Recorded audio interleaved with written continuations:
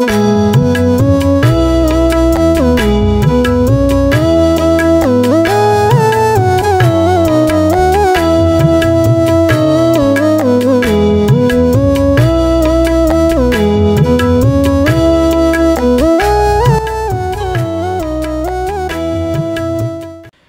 brothers and sisters in the Lord, ప్రభునందు ప్రియమైన సహోదరి సహోదరులారా, today's verse for our meditation is taken from the book of Psalms 67 verse 1. ఈరోజు మన ధ్యానం కొరకు 67వ కీర్తన తెలుగులో 2వ వచనంలో ఉంది, చూస్తాం. God be merciful unto us and bless us and cause his face to shine upon us.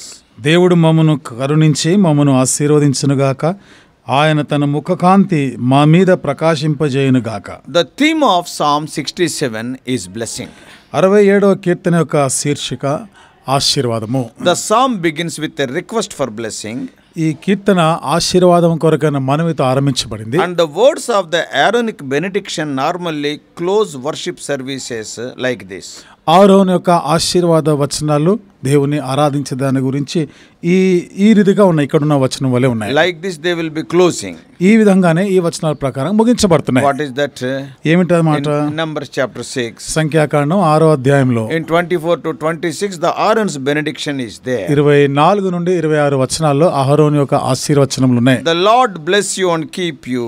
The Lord make his face to shine upon you and be gracious to you. The Lord lift up his countenance upon you and give you peace. Number 6, 24 to 26. సంఖ్యాకాండం 6వ అధ్యాయం 24 నుండి 26 వచనాలు.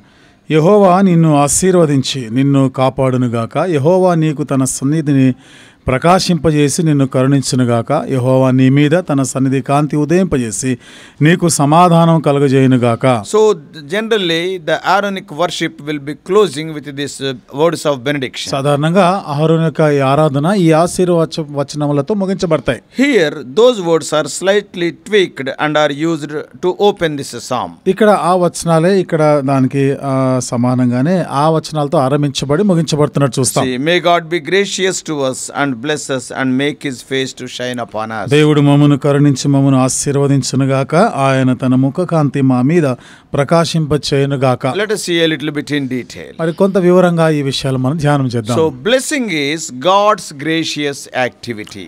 ఆశీర్వాదము ఆశీర్వదించడం అనేది దేవుని యొక్క దయగల కార్యం. And blessing is one of the most important thing in the Old Testament. ఆశీర్వాదము పాత నిబంధనలో ఒక ప్రాముఖ్యమైనటువంటి సంగతి. Nowadays నేటి దినాల్లో people are not bothered much about it. ప్రజలు దీని గురించి ఎక్కువ పట్టించుకోవడం లేదు. The great theologian Clovis Westermann అనే గొప్ప వేదాంతి అంటాడు, he contrasted two general aspects of God's merciful action towards humanity. దేవుడు మానవుల చేసేటువంటి గొప్ప కరుణా వాత్సల్యంతో కూడిన విషయాల్లో కొంత ఆయన వ్యతిరేకిస్తున్నాడు, వ్యత్యాసం చెప్తున్నాడు. దానికి telling two things. రెండు సంగతులు దాని గురించి చెప్తున్నాడు. One is ఒకటి God's saving activity, దేవుని యొక్క రక్షించేటువంటి కార్యం. secondly రెండవది God's blessing activity, దేవుడు ఆశీర్వదించే కార్యం. For good reason Protestant Old Testament theology has strongly emphasized God's saving activity. పాత నిబంధనటువంటి ఆ వేదాంతి దేవుని యొక్క ఆశీర్వాదాల గురించి, God's saving activity, దేవుని యొక్క రక్షించేటువంటి కార్యం గురించి ఆయన నొక్కి చెప్పాడు. that is in the Old Testament. అది పాత నిబంధనలో. What is God's saving activity? దేవుడు రక్షించే కార్యం ఏమిటిది? Forgiving sin, పాపములను క్షమించుట, rescuing us from oppression, మనల్ని ఆ బాధించే వారి నుండి విడిపించుట, saving from death and so on. మరణము నుండి మనల్ని విడిపించుట.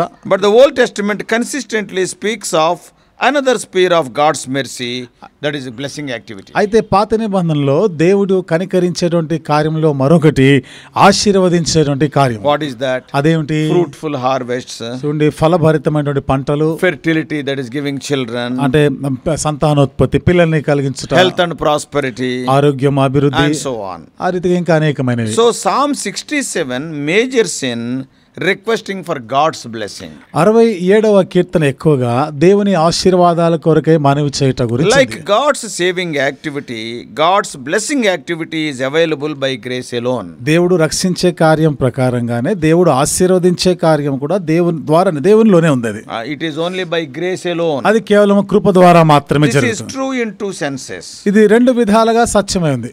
First, మొదటిది, even though some blessing is made available through the law, కొన్ని ఆశీర్వాదాలు ధర్మశాస్త్రం ద్వారా మనకు అందుబాటులో ఉన్నా, and thus it may appear that blessing is conditional and comes as a result of works of righteousness. ఆ ఆశీర్వాదాలు షరతులతో కూడినవి, మన నీతి కార్యాలను బట్టి వచ్చేవి. But the law itself is a sheer gift. అయితే ధర్మశాస్త్రమే మనకు ఒక మంచి వరముగా ఉంది. Not something that was earned by Israel, but an unexpected, breathtaking welcome gift of grace. ఇశ్రాయేలీయులు ఏదో వారు కష్టపడి సాధించింది కాదు, కానీ కృప ద్వారా వారు దాన్ని పొందినటువంటిది. As Moses says in Deuteronomy 4:7-8, ద్వితీయోపదేశకాండం 4వ అధ్యాయము 7-8 వచనాల్లో మోషే చెప్పిన ప్రకారము, what other great nation has a God so near to it as the Lord our God is whenever we call to him?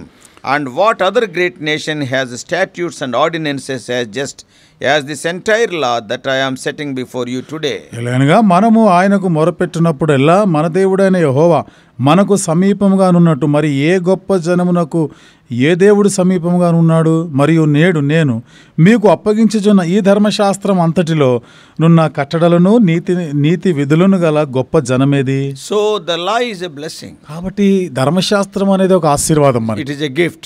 ఇది ఒక వరం మనకి. Secondly, రెండవది, God's blessing is by grace alone, because God blesses whom God chooses. దేవుని ఆశీర్వాదం కేవలం కృప ద్వారానే. దేవుడు ఎవరిని ఆయన ఎన్నుకుంటాడో వాళ్ళని ఆశీర్వదిస్తాడు. For his own reasons God chooses people. దేవుడు తనకు కారణాలు ఉన్నాయి, దానిని బట్టి దేవుడు తన కొంతమందిని ఎన్నుకుంటాడు. God's blessings are gracious. దేవుని యొక్క ఆశీర్వాదాలు దయార్థమైనవి, they are surprising, అవి ఎంతో ఆశ్చర్యపరిచేవి, and also they are unexpected gifts. అంతేకాకుండా ఇవి ఊహించని రీతిలో వచ్చేటువంటి వరములవి. This is clear throughout the biblical narrative.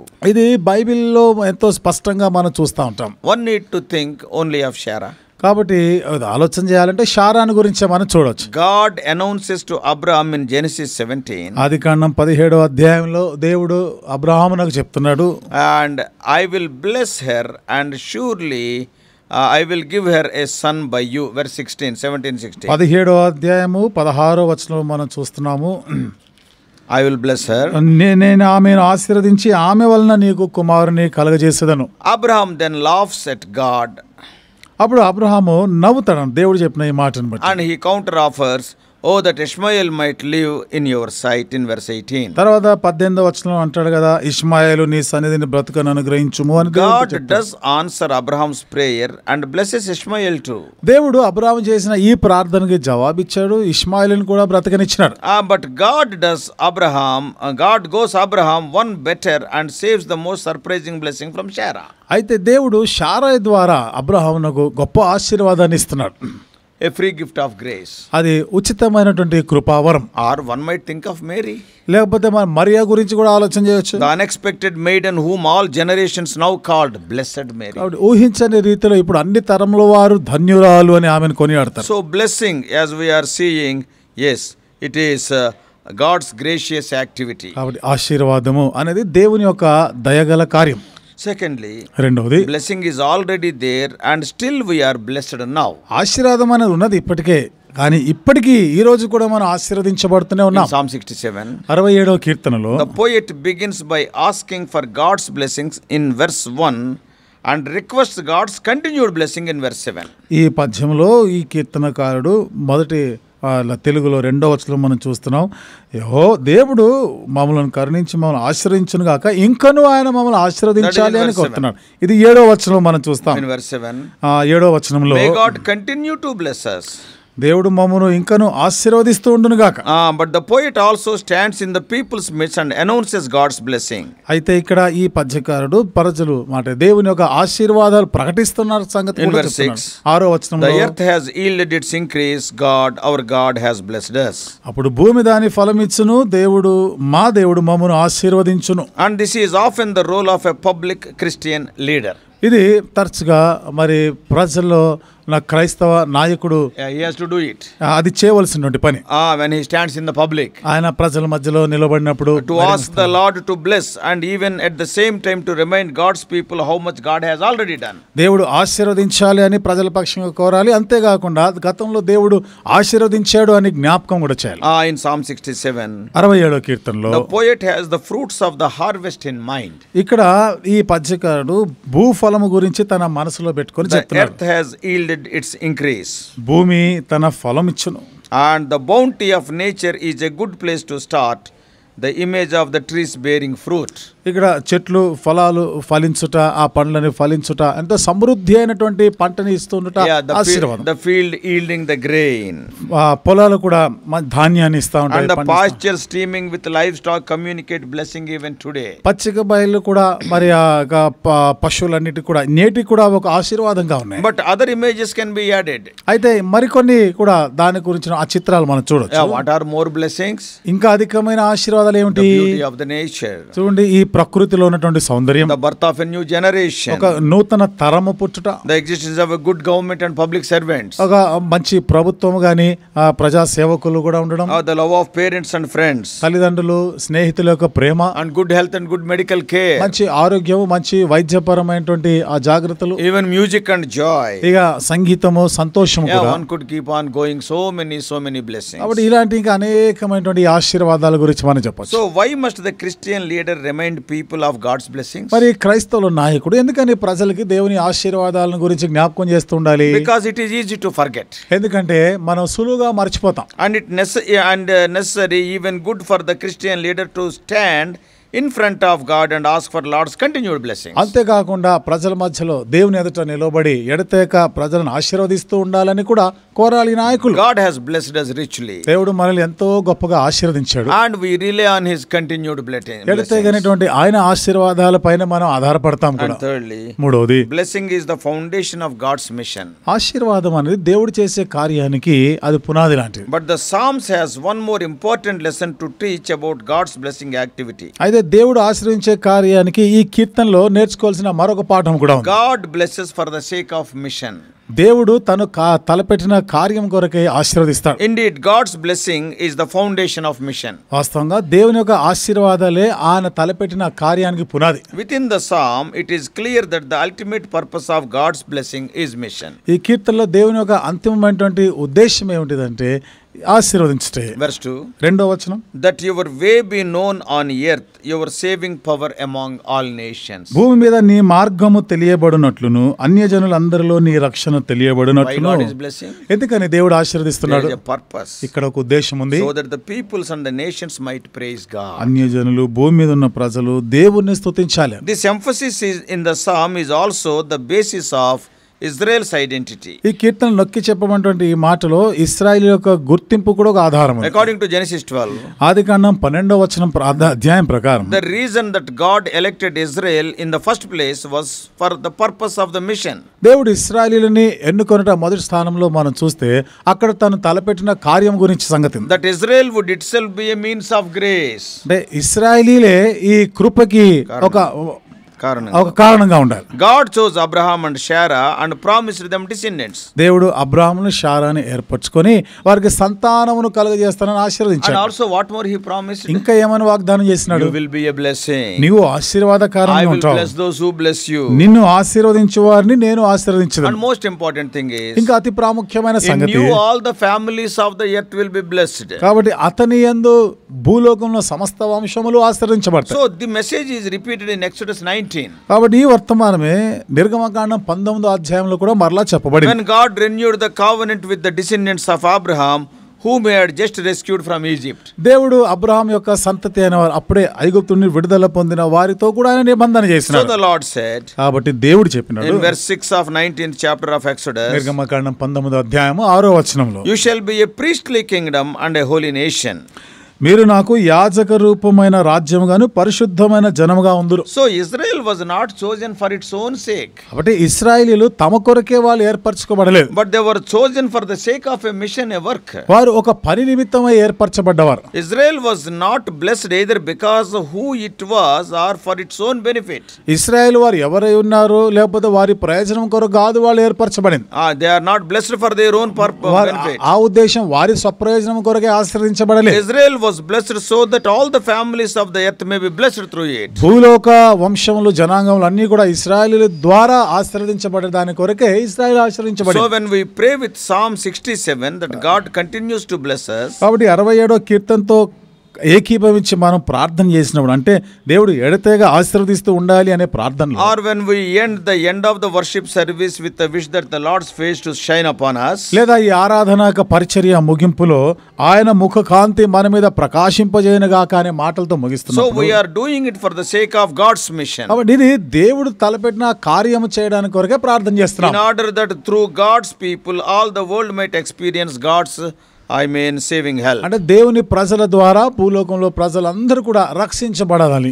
You and I, నీవు నేను if we are the children of God, దేవుని పిల్లలమైతే we must be a blessing to the whole world. మనము ఈ ప్రపంచం అంతటికి కూడా సర్వలోకానికి ఆశీర్వాద కారణంగా ఉండాలి. A child of God, a true Christian is a blessing to the whole world. దేవుని బిడ్డ, నిజమైన క్రైస్తవుడు ప్రపంచం అంతటికి కూడా ఆశీర్వాదం. That is the mission for which God has saved us. ఆ పని నిమిత్తమే కదా దేవుడు మనల్ని రక్షించాడు. Others should know and come to Jesus through our own life. మన జీవితం, మన బ్రతుకు ద్వారా ప్రజలు తెలుసుకొని యేసు ప్రభు దగ్గర రావాలి. So may God help us to understand these divine truths and the importance of God's ఈ blessings. దైవికమైన సత్యాలని గ్రహిస్తూ దేవుని ఆశీర్వాదాల యొక్క ప్రాముఖ్యత ఏమిటిదో మనం తెలుసుకొనేలాగిన దేవుడు సహాయం చేయనుగా. So let us pray. ప్రార్థన చేసుకుందాం. May God bless you. దేవుడు మిమ్మల్ని దీవించునుగా. Loving Heavenly Father, ప్రేమగల మా పరలోకపు we తండ్రి, thank thee for Psalm 67, 1 and 2 verses. 67వ కీర్తన 1-2 వచనాలను బట్టి O వందనాలు Lord, చెల్లిస్తున్నాం. thou art a God who blesses your people. దేవా, నీ ప్రజలను ఆశీర్వదించేవాడివి. Not only you save us, but you will bless us. నీవు మమ్మల్ని రక్షించడం మాత్రం కాదు, మమ్మల్ని ఆశీర్వదించే This దేవుడు. is what we see even in the Old Testament in the Aaronic benediction. ఈ విషయాలనే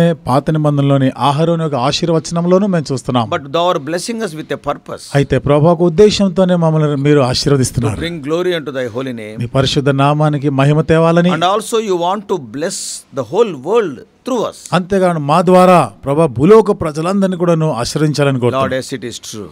దేవా, నిజమే, ఇది వాస్తవమే. Because your children are there on the earth, you are giving them air, and the whole world is being blessed with air. నీ పిల్లలు భూమి మీద ఉన్న కారణాన్ని బట్టి భూలోకంలో ప్రజలందరూ కూడా ప్రభు నీవిచ్చే వర్షము, గాలి ఇవన్నీ కూడా వాళ్ళు అనుభవిస్తున్నారు. Not only one thing, O Lord, many things. ఒకటి కాదు ప్రభు, ఇలాంటి ఎన్నో ఉన్నాయి. O Lord, enable us to understand the purpose of our living. దేవా, మేము ఎందుకు జీవిస్తున్నాము, ఆ ఉద్దేశము అర్థం చేసుకుంటూ Thou hast సహాయం created us చేయండి. for thy glory. నీ మహిమ కొరకే మమ్మల్ని సృష్టించావు. That is what we read in Isaiah 43:7. ఈ మాటలు యెషయా గ్రంథం 43వ అధ్యాయం 7వ వచనంలో మేము చదువుతున్నాం. Lord, we are your sheep, as we read in Psalm 100. దేవా, మేము మీ గొర్రెలు, మీరు మేపు గొర్రెలమై ఉన్నాం, ఇది 100వ కీర్తనలో చదువుతున్నాం. Help us to understand the purpose దేవా, ఈ ఉద్దేశాలు మేము అర్థం చేసుకుంటూ సహాయం and live చేయండి. accordingly. ఆ ప్రకారంగానే దానికి అనుగుణంగానే జీవించడానికి సహాయం చేయండి. Guide us throughout this day. ఈ దినం అంతటి కొరకు మమ్మల్ని నడిపించండి. We do pray in the blessed name of our Lord and Savior Jesus Christ. మా ప్రభువును రక్షకుడైన యేసుక్రీస్తు వారి ధన్యకరమైన నామంలో ప్రార్థించి వేడుకుంటున్నాము తండ్రి. ఆమేన్.